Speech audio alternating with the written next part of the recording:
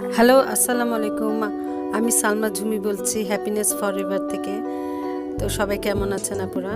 তো আজকে আপনাদের জন্য নিয়ে আসলাম কুমড়ার চোকলা ভর্তা।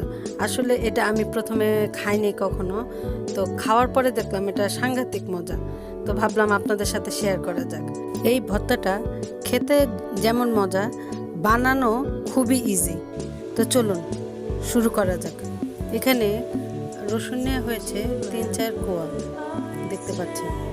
আর কুমড়ার খোসাগুলোকে বেশ পুরু করে, মানে মোটা মোটা করে চাকচাক করে কেটে নেওয়া হয়েছে।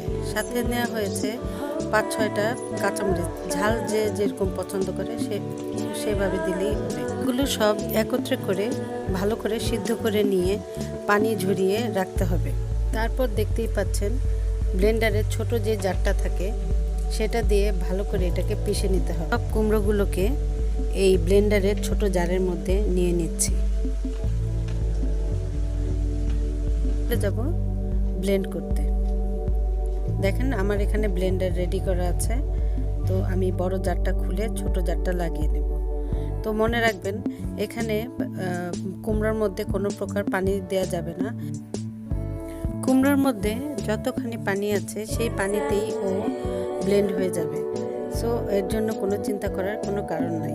দেখেন ব্লেন্ডারে কুমড়োগুলো একদম পিষে গলে ভর্তার মতো হয়ে গেছে। তো এখন চলে যাব আমরা চুলার দিকে ওকে বাগার দিতে। একটা প্যানে কিছুটা অল্প পরিমাণ তেল নিয়ে নিলাম।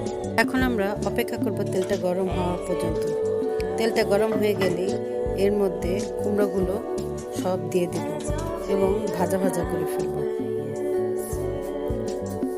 দেওয়া হয়ে গেলে সাথে সাথে লবণও দিয়ে দিবেন স্বাদ অনুযায়ী, যে যেরকম পছন্দ করেন। আর এটাকে অনবরত নাড়তেই থাকবেন। নাড়তে নাড়তে এক পর্যায়ে এটা যে পানি আছে সেই পানিটা শুকিয়ে যাবে। রান্নার পরে দেখতে কিছুটা এই যে এমন হয়ে যাবে। তো আস্তে আস্তে এটাকে আরেকটু ভাজা ভাজা করতে হবে এবং ভাজা ভাজা করতে করতে দেখবেন একটা পর্যায়ে ও আপনি নিজেই বুঝতে পারবেন ও প্যান থেকে উঠে আসছে। তো তখন ভর্তা হয়ে যাবে।